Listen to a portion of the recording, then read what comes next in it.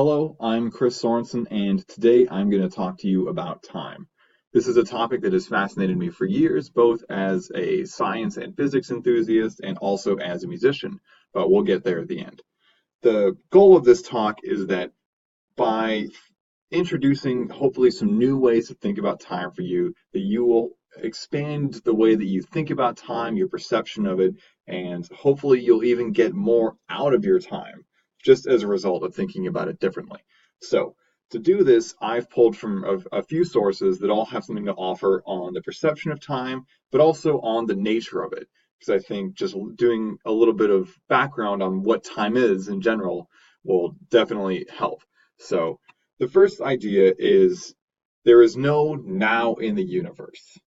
And essentially, what this means is that there is no simultaneous event that happens from one location to the next. Of course, on our very small scale, within a room, this is completely negligible. The difference between events happening is in nanoseconds, and we can't even perceive it. But on the scale of the galaxy, there's so much fluctuation because time and space are intertwined. They are one thing, and they flex and they change depending on the how gravity is behaving in between those.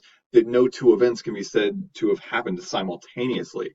In Mr. Ravelli's talk, this is Carlo Ravelli. He's, as you can see, a theoretical physicist, and he recently gave a talk at the Royal Institution of London. And in his talk, he says, I know what the meaning of now is for me. You know what the meaning of now is for you, but is it the same now? He goes on to say that if light takes time to move from one object to the next, from here to Jupiter, it'll be 2 hours different. From here to the closest star, it'll be 4 hours different. And then a galaxy now here is millions of years ago in that galaxy. He goes on to say that theoreticians who work in general relativity, studying Einstein's equations, know very well that there is no preferred now. From physics' point of view, there's no objective now that you can pick up. And I think this is one of the easiest ways to kind of get into this idea that time is not this this thing that exists separately from the universe. It's a result of things happening.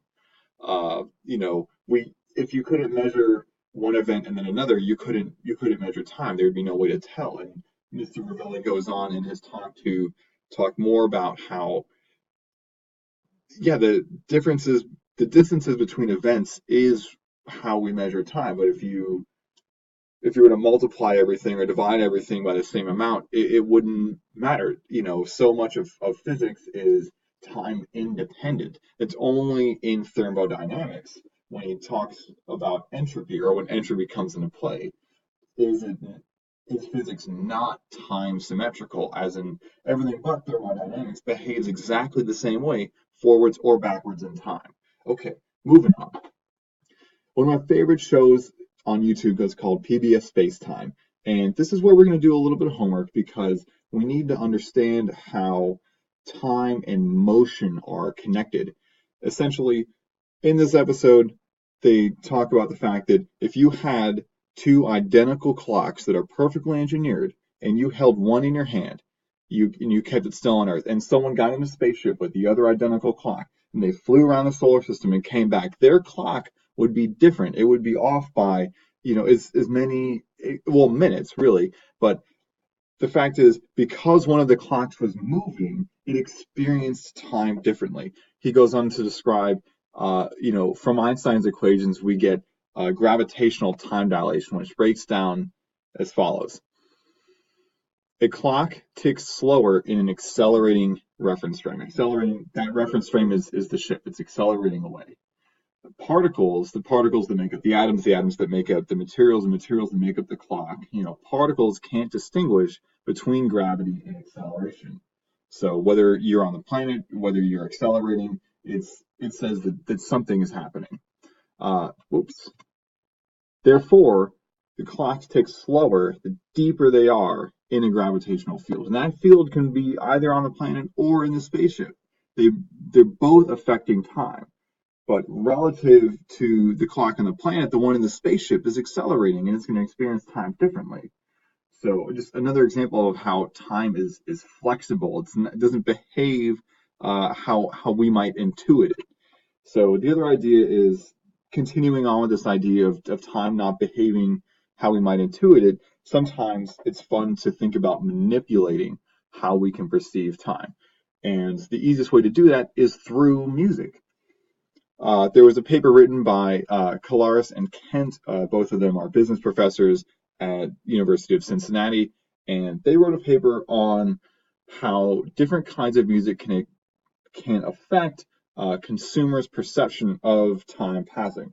In a nutshell, playing different kinds of music will make people feel more or less antsy when they're waiting in line at the store. And this is this is just academic support for something I found in my own experience as a musician, where when you're playing music for somebody, you're actually controlling their perception of time. When you're listening to music, you're not counting seconds or hours and minutes.